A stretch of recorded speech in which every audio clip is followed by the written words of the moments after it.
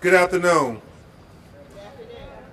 Thank you all for coming out to remember Stephon Clark 1 year later. It's hard to believe that a year has passed since this tragic occurrence in Miss Aquita's backyard, what we have termed the execution of Stephon Clark. Today, you're going to hear from the Reverend Al Sharpton and myself, who will be speaking from the societal legacy that will be left for us to remember Stephon Clark, not only for Sacramento, but for all of America. The teachable moments that we should glean from this unnecessary, unconscionable, unjustifiable killing of yet another unarmed black man. But you will also hear from the people who knew Stephon Clark best, his family, his brother Stephon Clark, his grandmother Sequita, and his mother Sequette. I'm going to briefly address you all on the legal legacy that is to be taught from the unsenseless death of Stephon Clark initially. Then we're going to have Miss Sequita, his grandmother, speak to you. Then his mother will come next. Stephon Clark, Commissioner Stephon Clark will come next. And in conclusion, you will hear from our national civil rights leader, Reverend Al Sharpton. Also present with us is other families who have lost loved ones to police brutality. Most notably, Uncle Bobby, Oscar Grant's uncle, is also with us. You all remember Oscar Grant, who was killed in Oakland. Celine Tyndall's mom, and so many families, Reverend Al, who have been senselessly killed. So with that, I want to talk about, from the legal perspective, the legacy of Stephon Clark. Attorney Mark Harris and Larry Craig and I, we met yesterday night and early this morning talking about what is going on in California. And the troubling thing to us, Reverend Al, is not only is what is going on in California, Stephon, it's what's going on in America. When you think about, there seems to be district attorneys that believe there are two forms of justice in America. What do I mean? We saw firsthand from this district attorney in Sacramento, when a black person is accused of killing someone, they do everything in their power to justify charging them, locking them up, and throwing away the key.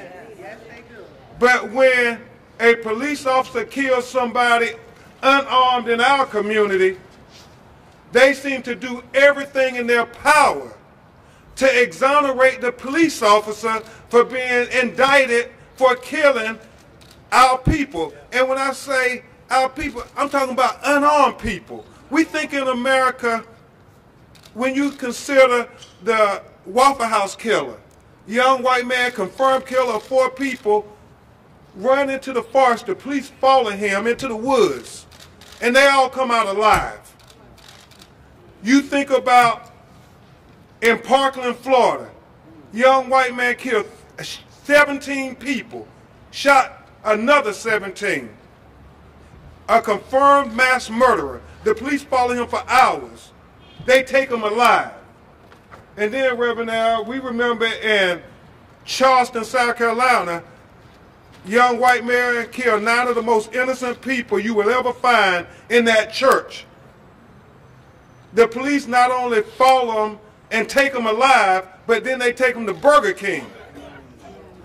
But yet, when Stephon Clark is running in his grandmother's backyard unarmed, they shoot first, ask questions later. And just for the record, Stephon Clark didn't kill anybody. That's right.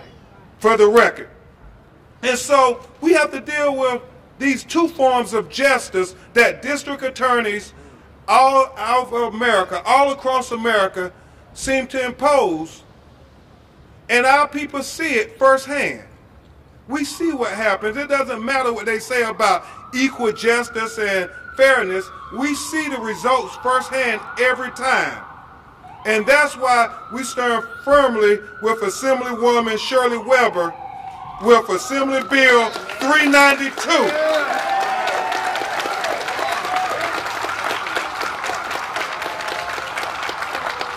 What many have deemed the Stephon Clark law. Sequet, that proposed legislation speaks to trying to direct police officers to use deadly force only when necessary, versus this reasonable standard that seems to be always reasonable, to shoot unarmed people of color. And Stephante, we also want to encourage the California Assembly to strengthen Assembly Bill 1024, which states the law permits a grand jury to inquire into police-involved shootings. We want that to be changed to compel the district attorney to submit the circumstances of all involved police shootings to a grand jury. We're just asking for basic constitutional rights. Because at the end of the day, what we saw here in Sacramento was just unbelievable. Reverend Allen, I know we've done this for many years now, but I've never seen a district attorney try so desperately to justify an unjustifiable police shooting. I mean, we are used to them turn out the old playbook and assassinate the character of our children after they assassinated the person. But you all witnessed it firsthand. It was taken to a whole different level when she broke into the cell phone of Stephon Clark without permission of it from his family and tried to use that to justify them murdering him, even though they knew nothing about Stephon Clark this time last year when they executed him in his grandmother's backyard. And so it's so troubling on so many levels when you think of how they took this playbook to a whole different level, and this suggestion of suicide by cop. I mean, you all saw the video. They chased Stephon over 300 feet. If he was really trying to commit suicide by cop, he would have did it in the street. He would have charged at them in the street. But he chases them. They chase him 300 feet. He ran from them 300 feet to his grandmother's house, which suggests, if you use common sense, he wasn't trying to commit suicide by cop. He was trying to get home. He was scared. So if you believe, lastly, if you believe this narrative that the DA tries to offer, this asinine theory of suicide by cop, then all 8 bullets should be in his front. However, we know the majority of the bullets hit Stephon in his back. I mean, if he was trying to commit suicide by cop, he shouldn't have 6 bullets to the back. But you didn't hear the DA talk much about that because that doesn't fit the narrative. And so that's why we're here, to set the record straight, to set the legacy for Stephon Clark, and to make sure that everybody hear our voice, that we stand with the family of Stephon Clark today, tomorrow, and forever. And now we will hear from the lady who has such a tough journey since last year this time. Every time she looks out of her back window, she sees the scene of the crime. His grandmother, Sequita, will address you. Y'all please know that this is very emotional for her.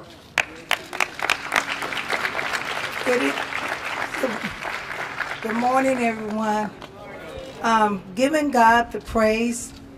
I want to say I want justice, and I don't want my grandson's name, Stephon Clark's name, to be in vain. The DA is heartless, no respect for the family or herself. You know the officers does not have no remorse or no respect. Them two officers, they executed style, shooting him like he was nothing.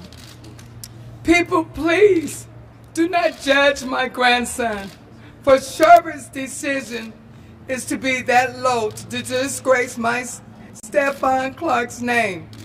Only God can judge us. God has intervened in this tragedy, and all the families that's been people have been murdered, their sons, their daughters, their loved ones that has been killed in violence. Let's march peacefully because they want us to act ugly. Let's stand tall and proud. We will get justice one day for all our loved ones, and God bless you all. Thank you. And now you will hear from his mother, Sequette. It is very important to me that all conversations surrounding my son are grounded in what's most important: justice and accountability. If we are to achieve justice for Stephon Clark and the Clark family, we must stay focused on the relevant facts of the case. He was executed for an alleged misdemeanor charge. The officers, Mercadale and Robinette, chose to use non-lethal tactics as a secondary choice. There was no weapon present. My son could have survived the shooting had the first responding officers upheld their responsibility to the community and called emergency services immediately. They perceived him to be guilty of this misdemeanor crime and felt emboldened to be the judge, jury, and executioner in that moment. What's even more insulting are the choices of the DA, Anne Marie Schubert, immediately following my son's murder. Instead of giving him the opportunity to be held accountable for his alleged crime, the DA decided to put my son's character on trial after he was already dead. She was unnecessarily rude. She unnecessarily defamed his character, and with the relevant details from 2 days prior, instead of scrutinizing the choices and tactics the officers used in that moment. She has seen 30 cases of officer-involved shootings since she took her seat in 2014, and she has not held any officer accountable. Primarily because they line her pockets with donations. Our family is heartbroken, and she chose to be callous and unfocused on justice in her investigation.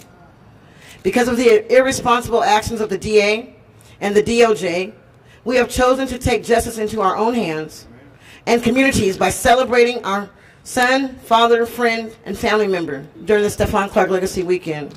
Thank you all.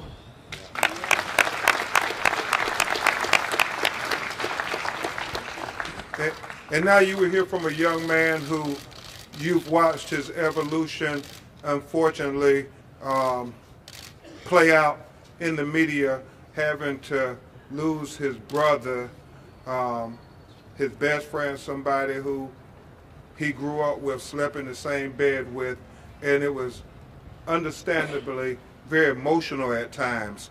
You all remember when Reverend Al preached the eulogy, Stephon was very emotional even then. But I am so very proud of this young man. I mean, his evolution and making his brother proud, looking down from heaven. So without further ado, I give you Measure You Accountable City Board Member, Commissioner Stephon Clark. Thank you, Ben. Thank you, family. Thank you, everybody supporting. Thank you, Rev, for coming out. Thank you all. So I'm going to focus more on Stephon and what he meant to me and our family and his legacy. We all know the officer screwed up. We all know the district attorney was wrong, and we all know the attorney general was wrong. On this day, I just want to share with you all who Stephon was to us. For me personally, he was truth. Stephon was power. He made a statement everywhere he went. He was a person who made sure his presence was felt with his larger-than-life spirit. He was the life of the party. He had his entire life ahead of him. I'd rather me than him.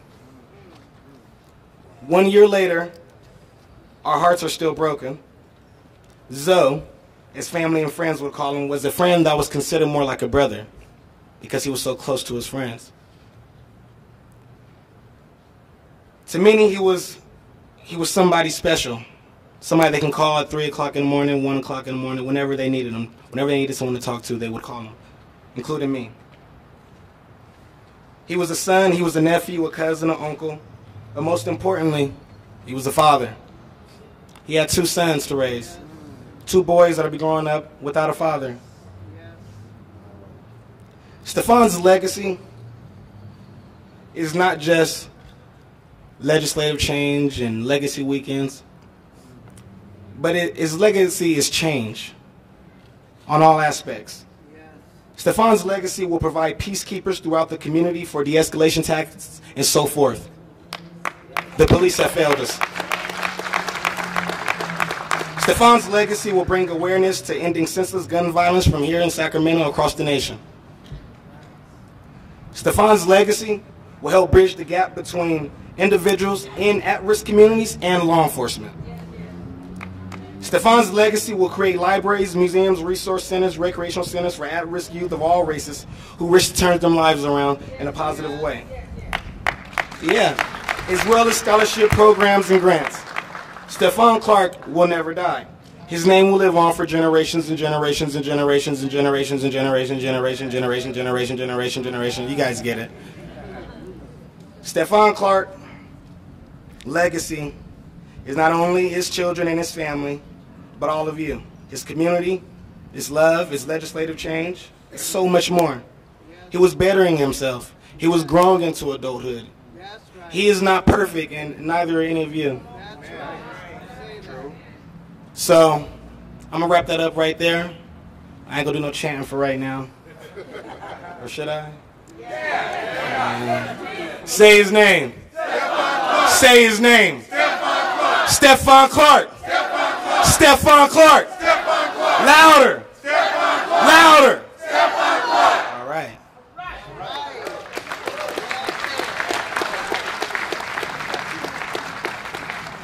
Before we bring our national civil rights leader, the president and founder of National Action Network and the host of MSNBC Politics Nation, we first want to bring up the local president of National Action Network, Reverend Takora Porter.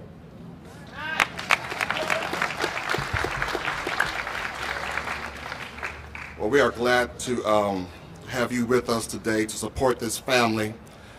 And as a resident citizen of this great city of Sacramento, and that of a resident of the Meadowview community, I want to say that this tragedy not only hurt the family, but it did impact the Meadowview community.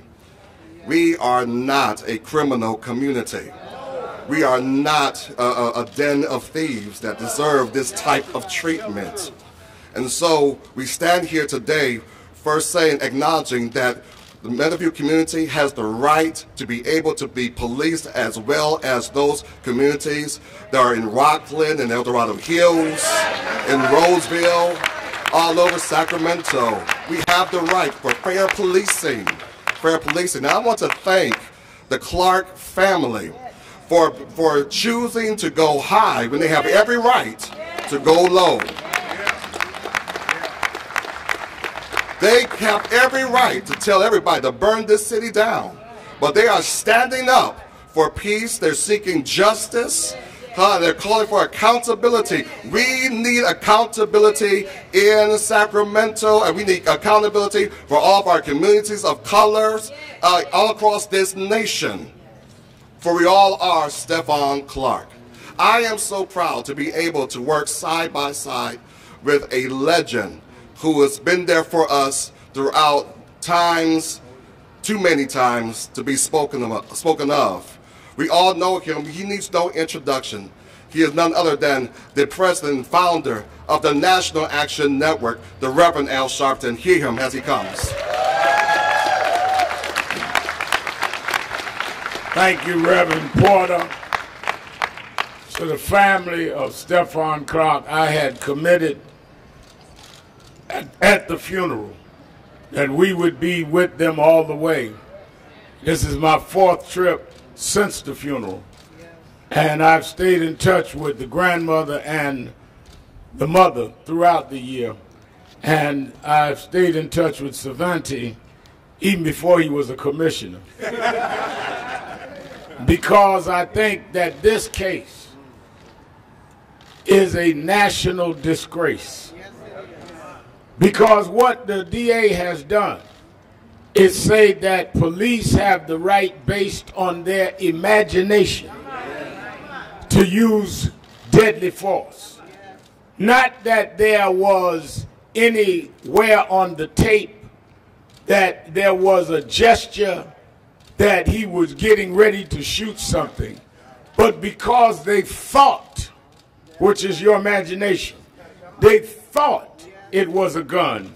You can shoot multiple times, 6 of which was not even in the front. That is a threat to all of the young people in this city. When you make a legal precedent that all a policeman has to do is say, I thought, and he becomes the judge and the jury and the executioner. The reason that we joined in supporting Member Weber in Assembly Bill 392 and in Assembly Bill 1024 is, let me tell you, the outrage of a DA, and I fight things all over the country. I fight cases all over the country. The outrage that a DA would decide the fate of this case in the privacy of their office and not present it to a grand jury is a way that you avoid witnesses perjuring themselves. If there was a grand jury, they would have to testify under oath. And if their family could disprove what they testified to, then they could be hit with perjury. By not bringing it to a grand jury, we have no public record at all of what witnesses told the DA, who lied to the DA, who may have given information that appeared less than credible, because there is no sworn testimony in front of a grand jury, which is why these bills must pass. You cannot give the singular authority to a DA to decide on the fate of a case. This smells of Donald Trumpism, where they think that all the decisions lie in their hands. Over 30 cases with police, and she never prosecuted.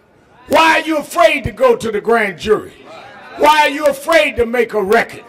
Why are you afraid to not tell people what the witnesses said? What was the evidence that you heard that led to your decision? We can't even get the record because there is no grand jury record. This was made by them and them alone. Secondly, these policemen ought to be taken off the force by the district manager. Anybody that doesn't know the difference between a gun and a cell phone ought not still be on the force. And a lot of people are avoiding the issue that they're still on the force. And there's been no movement by the district manager to remove them. We've seen cases tried where police were acquitted. They had grand juries, but were acquitted of criminal charges, but taken off the force. They're still there. And taxpayers, the family and others, are paying their salaries. That's an insult to the people of this city. And to add insult to injury, to break into Stephon's phone and discredit him, put out his family business, to try and pit family members against each other, to play like he was the one that was the victimizer rather than the victim. You didn't go into the policemen's phones. You didn't dig up if they had a bad experience at home before they shot. Stephon didn't shoot nobody. What was in the policeman's mind? Let's see what their text messages and their emails. Maybe they were mad at somebody when they got there. How do you investigate the victim and don't investigate the victimizer? Lastly, reporter asked me about a lot of the young people that are supporting this family from day one. And they said, well, they went and stood in front of a ball game or marched on a bridge. Said, what do you think about that, Reverend? I said, maybe they read Martin Luther King. Nonviolent civil disobedience is what Martin Luther King taught us. And if you want to persecute and prosecute those young nonviolent activists, then stop celebrating Dr. King Day in the city of Sacramento. That's what the Freedom Riders did. You can't laud and applaud John Lewis and condemn young people that stood up against a murder in their city. Maybe they saw that Stephon could have been them. Maybe they saw that their privacy would be splattered all over the front page.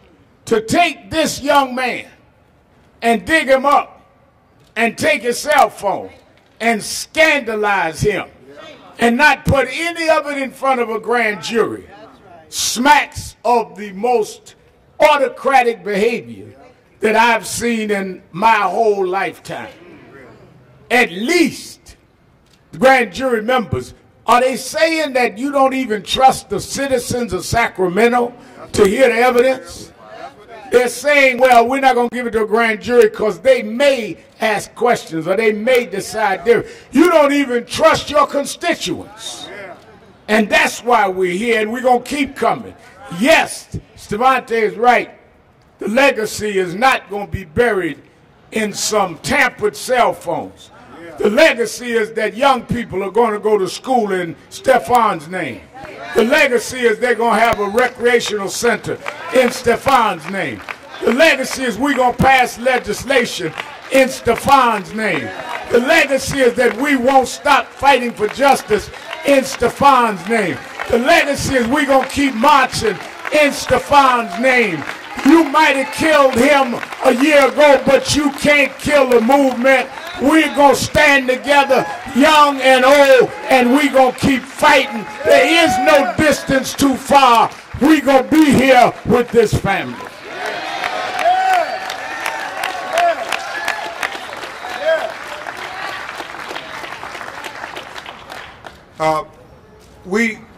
We'll take just a few questions, and then the family is inviting everybody to Genesis. And the family especially want to thank Miss Jackie, Miss Yolanda from Black Child Legacy Foundation, who've been standing with the family since the beginning. And Rev Stephon Curtis, I want y'all to come up. They're going to ask a few questions. I will say this. As you all know, we're going forward with the wrongful death lawsuit for Stephon Clark. But as Stephonte, Sequette, his mother, his grandmother, everybody, family and non-family, is troubled with this precedence, Attorney Harris, of breaking into our people's cell phone invasion of privacy when you kill them. So I know we're talking to the ACLU and others about addressing that issue legally as well, because we can't have that precedence, as Reverend Al said. They try to justify unjustifiable killings by going through every salacious detail in our life like they perfect. So with that, we'll try to answer some questions. What was the legislation number that you mentioned on the grand jury bill? Yes, ma'am. I've spoken to the author about potentially amending it. Assemblywoman Weber, Right Attorney Harris is pushing forward 392. In 2017, AB 1024 was passed that said a grand jury has the right to inquire into police-involved shootings, and if, and this is important, if they don't indict, because Reverend Al, even though he's not a lawyer, he sounds like one, doesn't he? But if they don't indict, then all that testimony and all that record still must be made public, Reverend Porter. And so what we're asking to do as part of the legacy of Stephon Clark is to compel district attorneys in the state of California to present the circumstances involving all police shootings to the grand jury. And so that's what we're talking with Senator Weber, as well as Senator Bradford and others in the California Assembly to put forth. They've been very amenable to trying to work. Let me say also why that's important. In some states where grand juries have come back with decisions that we did not agree with, or family, we could go to the state attorney general or the feds with a record. When the attorney general in the state of California did not pick up this case, what record did he review? Based on what? And there was no record that they could present. There's no record you could give the Justice Department other than a conversation with the DA. That is something dangerous to put in the hands of the citizens of this city. And you know, the other thing we learned from Ferguson in the aftermath of Mike Brown's unjustifiable killing was when the DA, when the citizens hear the testimony from the grand jury, they have a right. They could come out and tell the public what they heard and what they did not believe the prosecutors were saying and doing. Well, we don't have that here. In fact, in Ferguson, Missouri, you all may recall, Reverend Al, one of the grand jurors was so outraged at the weak case that the prosecutor put forward to try to exonerate those police officers that they filed a lawsuit against the district attorney. But because she didn't give it to any grand jury, none of your citizens will have the right to stand up and say, we listened to the testimony in the killing of Stephon Clark, and I object. We don't have that right because there was no grand jury. Yes. How you doing? This question is for Reverend Al. You were promoting Assembly Bill 392, which actually establishes the same legal standard that exists around the country, which says that a police officer, if they fear for their life, can actually murder someone, which is exactly what happened in Stephon Clark's case. And you also have been out only when necessary. You've been out here with families for a few decades, correct? Telling them that they can get justice if they work within this system and try to work with the assemblies, try to get reforms. And how many times has this gone on and on at the police? Well, in many cases, sir, we just had a conviction. Well, that's not true. We just had a conviction. Are you asking a question or making a speech? I am asking a question. All right, then let me answer the question. I'm getting ready to answer it. You asked me when. Go to another question. Last week we got a conviction in Florida. Last week. Stephon, that's what he wants. That's what he wants. That's what he wants. That's what he wants. That's what he wants. Don't do that. Don't do that. I want to present you with an award, sir. Okay. For your decades of stability. Well, he's not even a reporter. Fires of people every time they're angry. He is not a reporter. Are there any press people? First of all, last week in West In West Palm Beach, we got a conviction on Corey Jones. The people that choked and raped Abner Louimba went to jail. They are those elements that are sent to be provocateurs. Because what he wants to do is suggest we should be up here advocating violence. And saying that we're putting out fires is to say that we're advocating violence. These young folk are not about violence. Nobody's telling them to not go out and do it. And in fact, I commended them. So obviously he's a provocateur. Check to see whether or not he got something to do with Russian hackers trying to use our movement to direct us another way. One last question. Yes, sir. So we've heard a lot about potential legislation that could change the use of police force policy. I'm just wondering if you think that the problem is within state law or if the problem is with some pervasive inherent racism in different district attorney's offices, because in that case, is a change in the law really going forward? Well, I'll start first, and I'll certainly ask Reverend Al or any of the family members to chime in. As I started, in Black America, we believe there are two forms of justice that district attorneys impose in America. When we are accused of a crime, they do everything to lock us up and throw away the key. When somebody is accused of a crime against us, they do everything in their power, like breaking into cell phones to try to justify it. And so if Stephon legacy means anything, it is that we have to fight for equal justice for all Americans. Stephon Clark was an American citizen who had every constitutional right and protection that any other American had. That is, from the moment the police approached him to the moment when that DA came and crucified his character. I mean, we've never seen anything like what she did.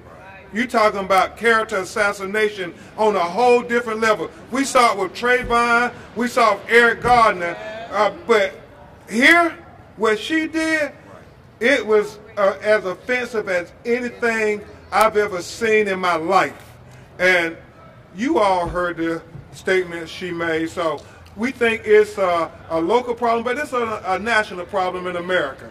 No question about it. They shoot first, ask questions later, and many times our children haven't killed anybody. But when you have young white people who are confirmed mass murderers, they give them all the benefit of consideration, all the benefit of the doubt. But yet us, they shoot first, and then they ask questions later. Rev, you want to say anything? Okay. Last one, then we got to wrap it up. If AB 392 was already the law, what do you think would have happened with the officers who shot Stephon Clark? I think that they would have to have established that there was no alternative but to use deadly force. And it would have probably, with 1024, gone in front of a grand jury, and the questioning and the way they would have had to respond, the bar would have been a lot higher, because they would have had to say there was no other option rather than we just had a fleeting thought and started shooting. So it would really raise the bar on what is required to justify a shooting. And Reverend Porter is going to tell where the family is going to celebrate the legacy in a healing process for Stephon. That's right. We are happy to host the remembrance commemoration for Stephon Clark at the Genesis Church at 2801 Meadowview Road, Sacramento, California. That's where you want to be there. Meet us there. Reverend Sharpton will be speaking. Crump will be speaking. The family from here, and we a celebration of the life and legacy of Stephon Clark. Thank you. Thank you.